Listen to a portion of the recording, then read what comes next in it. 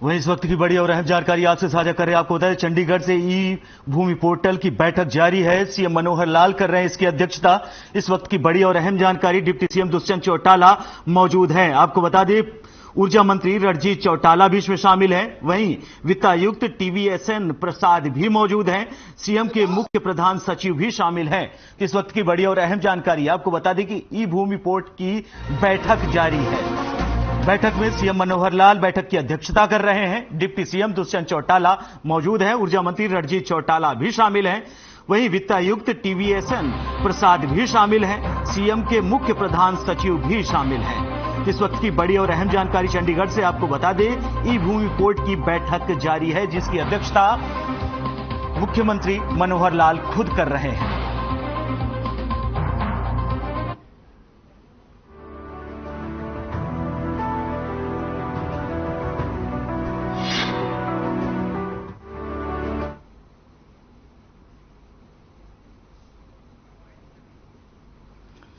वहीं एक राष्ट्र एक चुनाव को लेकर जहां देश में राजनीति शुरू है, वहीं दूसरी तरफ हरियाणा के गृह एवं स्वास्थ्य मंत्री अनिल विज ने इसे लेकर केंद्र सरकार पर की प्रशंसा की है। उन्होंने कहा कि एक राष्ट्र एक चुनाव से सरकार का खर्चा बचेगा और विकास कार्यों में गति आएगी, जिससे देश ज्यादा गति से तरक्की करेगा। विज ने पत्रकारों से बातचीत के दौरान कहा कि आगे क्या होगा या नहीं कहा जा सकता, सिर्फ कयास ही लगाए जा सकते हैं। लेकिन अगर एक राष्ट्र एक चुनाव हो जाता है तो इसका फायदा होगा और 2047 तक विकसित भारत बनाने का सपना जल्द पूरा होगा।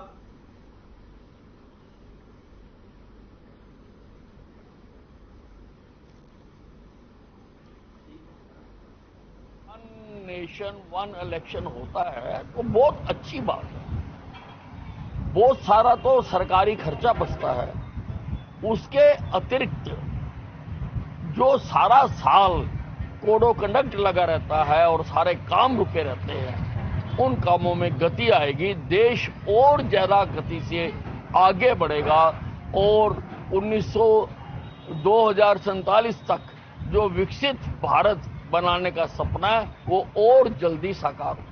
वन नेशन वन इलेक्शन होता है तो बहुत अच्छी बात है। बहुत सारा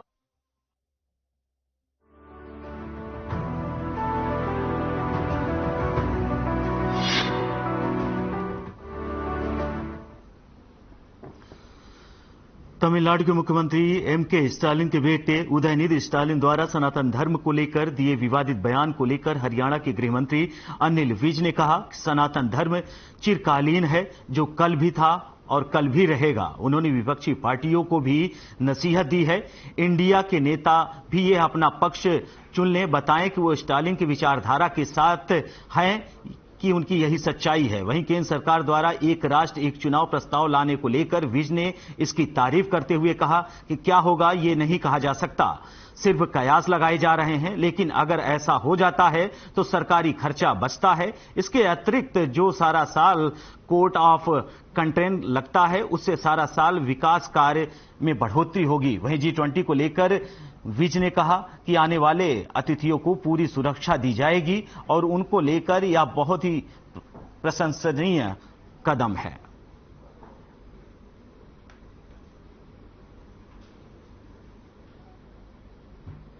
ये तो मुख्यमंत्री एमके स्टालिन के बेटे उदयनिधि स्टालिन, जो कि खुद भी एक संवैधानिक पद पर हैं, मंत्री हैं, उन्होंने सनातन धर्म के खिलाफ बहुत ही ज्यादा विवादित बयान दिया है।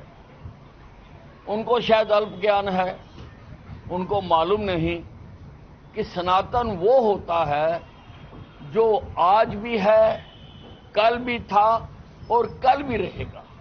सनातन चिरकालिक होता है। महाभारत के युद्ध में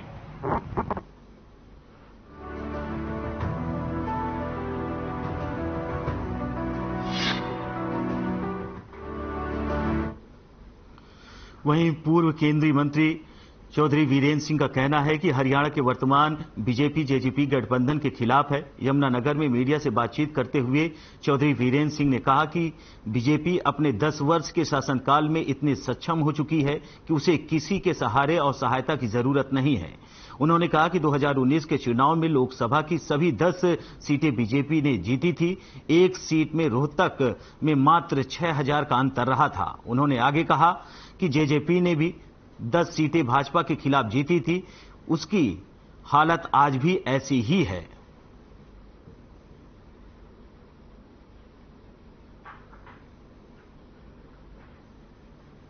मन की बात कहीं में लिखा हुआ, मेरी आवाज सुनो।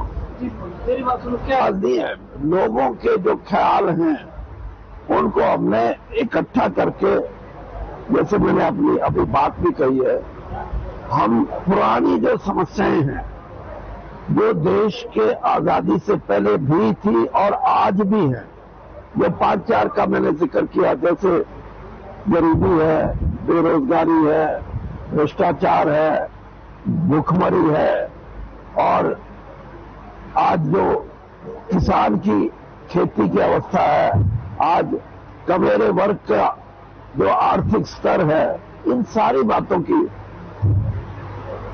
हर आदमी ने, हर सरकार ने, हर पार्टी ने जब भी उनको मौका मिला राज करने का, इन बातों के लिए कुछ न कुछ ठोस कदम उठाए हैं। लेकिन वो कदम कन्वेंशनल थे सारे।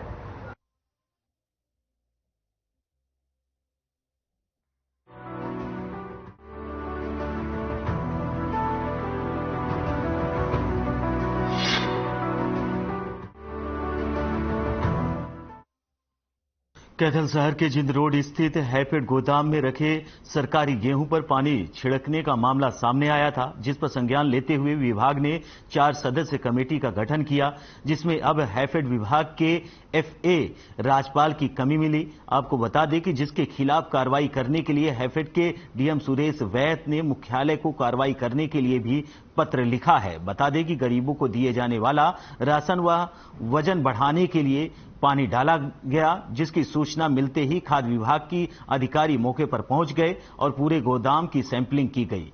इस दौरान कट्टे में रखे गेहूं में नमी पाई गई।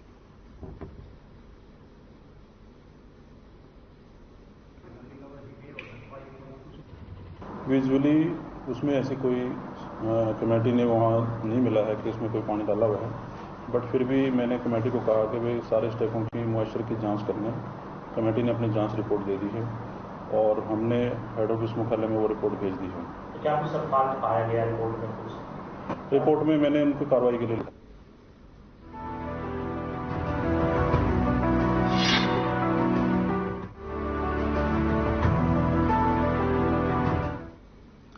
खबर कैथल से है, जहां हावड़ी ब्रांच नहर में पानी न आने से कई गांव के लोग परेशान होकर हंगामा करने लगे, साथ ही सरकार के खिलाफ नारेबाजी करने लगे।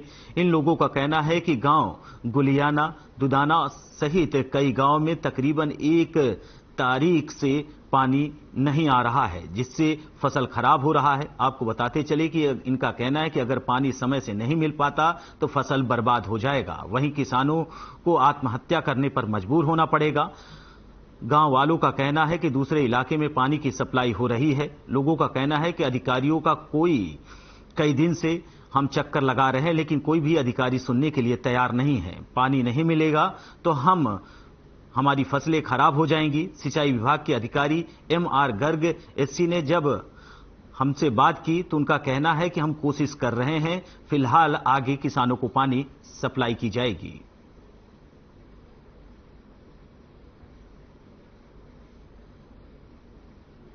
बरसात में होने की वजह से यमुना और बाखड़ा का जल स्तर पानी का डाउन हो गया। अब ये राजौंद एरिया के गांव हैं, जखोली एरिया के गांव हैं, अब इनका हर रोटेशन में पानी प्रोग्राम चल रहा है, जबकि हमारे पास फर्स्ट और सेकंड का ही पानी अवेलेबल है। जैसे पानी थर्ड का अवेलेबल होगा इनको पानी दिया जाएगा। पानी नहीं आ रहा, नारी पानी नहीं है, फसल बकरियां तैयार हो रही है, फिर पानी बिना सूखने लग रही है। पानी सारी बाकी ब्रांच चल रही है, हमारे बंद है जी। आप कौन से गाँव से? मैं गुलियाना से।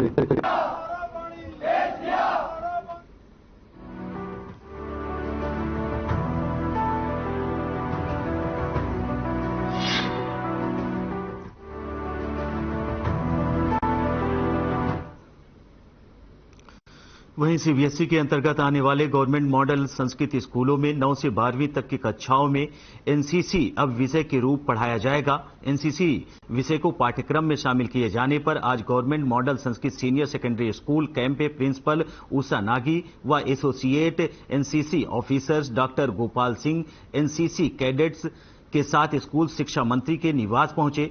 उन्होंने हरियाणा के स्कूल शिक्षा मंत्री कंवरपाल का एनसीसी विषय हरियाणा के मॉडल संस्कृत स्कूलों में पाठ्यक्रम में शामिल करने पर आभार व्यक्त किया। Associate NCC officer doctor Gopal Singh ने बताया कि पिछले 1.5 साल से एनसीसी विषय को सीबीएसई के अंतर्गत जो संस्कृत मॉडल स्कूल है उनमें पाठ्यक्रम में जोड़े जाने के प्रयास किए जा रहे थे। उन्होंने बताया कि माननीय स्कूल शिक्षा मंत्री कंवरपाल ने इसके लिए बहुत ही सहयोग किया है और उन्होंने ही उनके प्रयास से ही एनसीसी विषय के पाठ्यक्रम में यह शामिल हो सका है।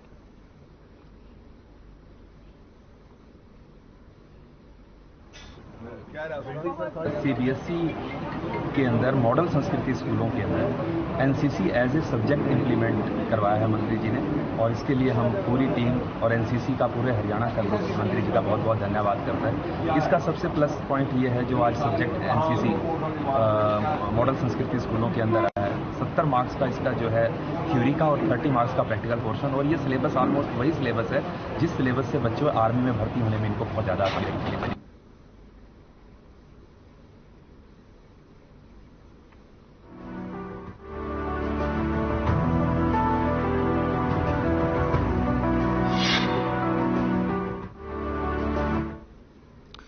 यमुनानगर पुलिस ने जिले में सीईआईआर डेस्क स्थापित किया है। शिकायतकर्ता ऑनलाइन पंजीकरण करवा सकते हैं। एएसपी हिमंदर कौशिक ने बताया कि भारत सरकार ने गुमशुदा फोन की रिपोर्ट के लिए सीईआईआर वेब पोर्टल लॉन्च किया है। इस पोर्टल की सबसे बड़ी सुविधा यह है कि शिकायतकर्ता अपने गुमशुदा मोबाइल को तुरंत ब्लॉक करवा सकते हैं ताकि उसके फोन से डेटा और निजी जानकारी सुरक्षित रह सके। जिला पुलिस ने जिला मुख्यालय पर सीईआईआर डेस्क बनाया है।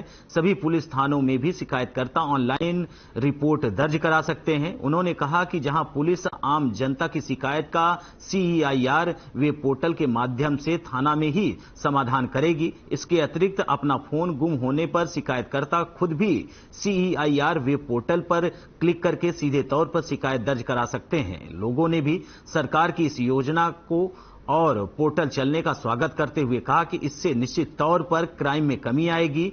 वहीं आम जनता के मोबाइल का गैर इस्तेमाल नहीं हो सकेगा।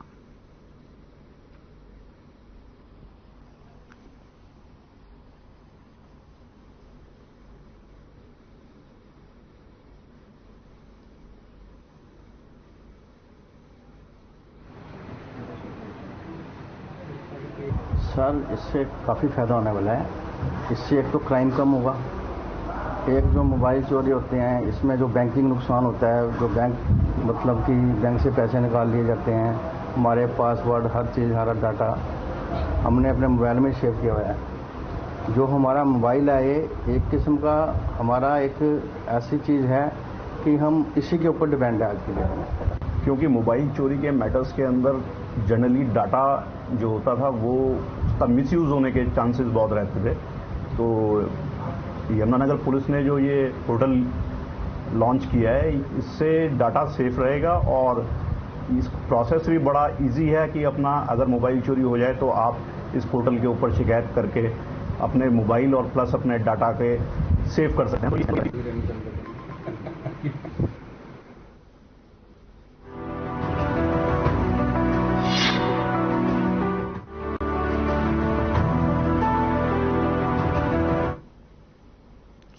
वहीं अंबाला पुलिस इन दिनों नशा तस्करों पर लगाम लगाने में कोई कोर कसर नहीं छोड़ रही है और इसी कड़ी में अंबाला पुलिस ने एक ऐसे गिरोह का भंडाफोड़ किया है जो छोटे बच्चों से अवैध शराब की बिक्री करवाता था।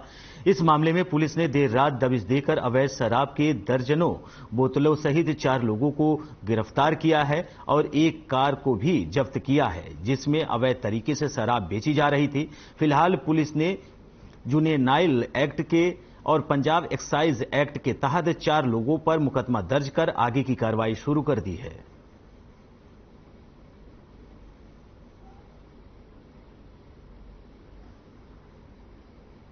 हमारे को सूचना मिली थी सुरजीत सिंह है जो यहाँ पे ओरियंट पैलेस के पीछे उसकी दुकान है, वहाँ पे गाड़ी के अंदर और बाहर दाएं शराब सप्लाई करता और बच्चों को भी बेचने जो बच्चे बेचते हैं शराब।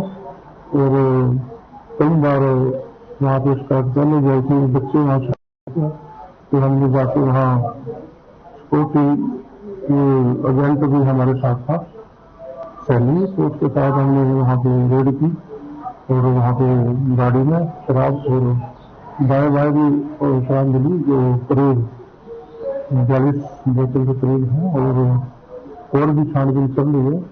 तो इन 4 लोगों को गिरफ्तार किया जो खुद भी सप्लाई करते हैं और बच्चों को भी सप्लाई देते हैं शराब की, और ये बहुत बड़ा अपराध है बच्चों को ऐसे।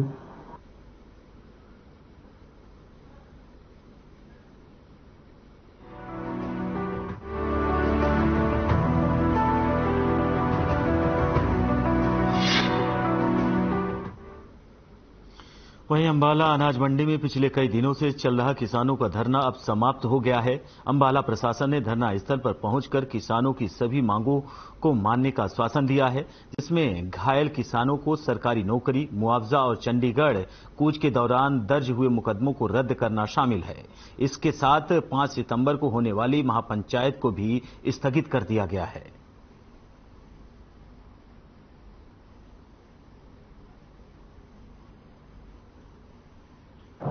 आज सुबह हमारे साथियों की मीटिंग हुई सरकार के साथ, डीसी था, एसपी था, एसडीएम, डीएसपी सभी साथियों के साथ।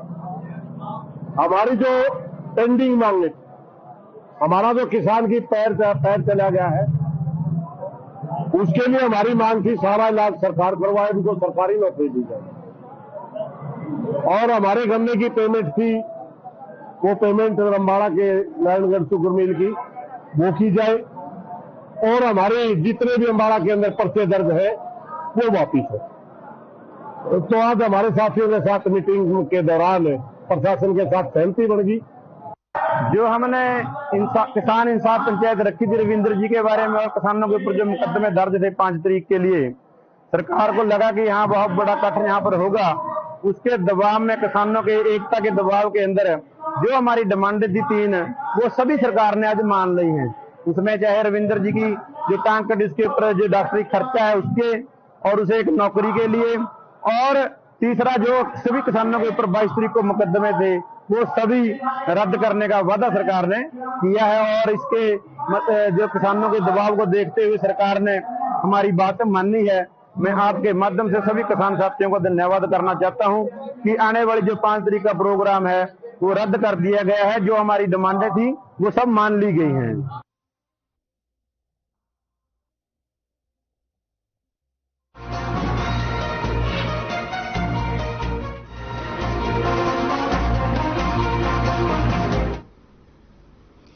वहीं खबर पलवल से है, जहां जिला विकास समन्वय और निगरानी समिति की बैठक लघु सचिवालय पलवल स्थित सभागार में आयोजित की गई। इस बैठक की अध्यक्षता केंद्रीय ऊर्जा एवं भारी उद्योग राज्य मंत्री कृष्णपाल गुर्जर ने किया। इस अवसर पर सभी संबंधित विभाग के अधिकारियों ने अपने अपने विभागों के प्रति report power presentation slide format के माध्यम से प्रस्तुत की। राज्य मंत्री कृष्णपाल गुर्जर ने प्रगति रिपोर्ट की समीक्षा करते हुए आवश्यक दिशा निर्देश दिए। साथ ही उन्होंने कहा कि वन नेशन वन इलेक्शन का मकसद देश में रोज रोज चुनाव करने की बजाय एक बार चुनाव किए जाएं, ताकि देश में विकास कार्यों की गति मिल सके। इस मौके पर हरियाणा भूमि सुधार एवं विकास निगम के चेयरमैन एवं होडल विधायक जगदीश नायर पलवल से उन्होंने भी इसका समर्थन किया।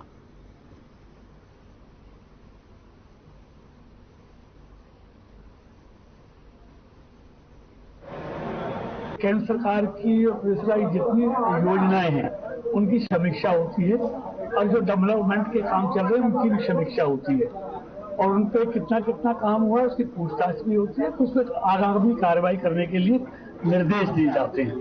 तो सब विषयों पर लेकर हर डिपार्टमेंट की कार्यों की समीक्षा के लिए बैठक समय हर एक अंतराल 3 महीने के बाद हम करते हैं।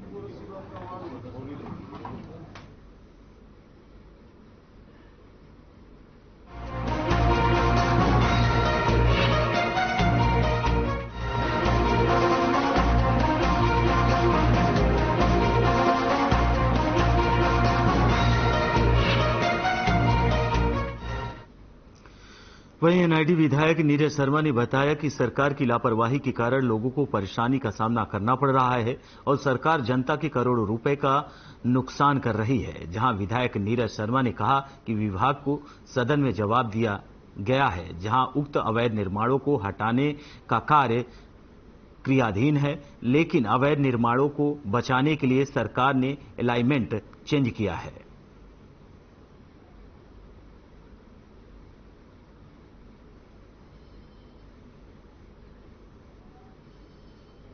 आज जो बात में बहुत दिनों से विधानसभा में भी उठाई, पत्र भी लिखे, गडकरी जी से भी मिला, मुख्यमंत्री जी को भी कई बार बताया कि जो मुंबई बड़ौदा एक्सप्रेसवे के रास्ते में अवैध कब्जे हैं, जिन्होंने सरकारी जमीन पे कब्जा किया हुआ है, उनको हटाया जाए और पुरानी अलाइनमेंट पे काम किया जाए।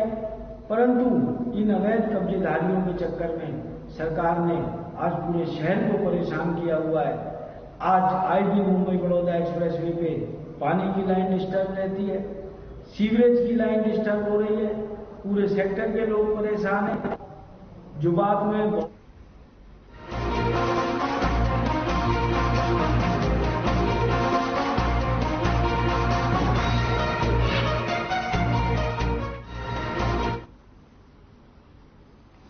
भिवानी पहुंचे जेजेपी के राष्ट्रीय अध्यक्ष डॉक्टर अजय चौटाला ने सीएम का बचाव करते हुए पूर्व केंद्रीय मंत्री बीरेंद्र सिंह के दावे पर खूब हंसे।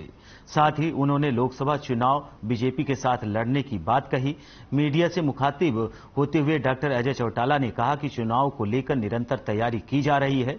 इसके साथ ही उन्होंने भिवानी में हुए केजरीवाल की रैली को लेकर कहा कि केजरीवाल पहले भी हरियाणा में कई चुनाव लड़ चुके हैं, पर हर बार जमानत जब्त हुई है।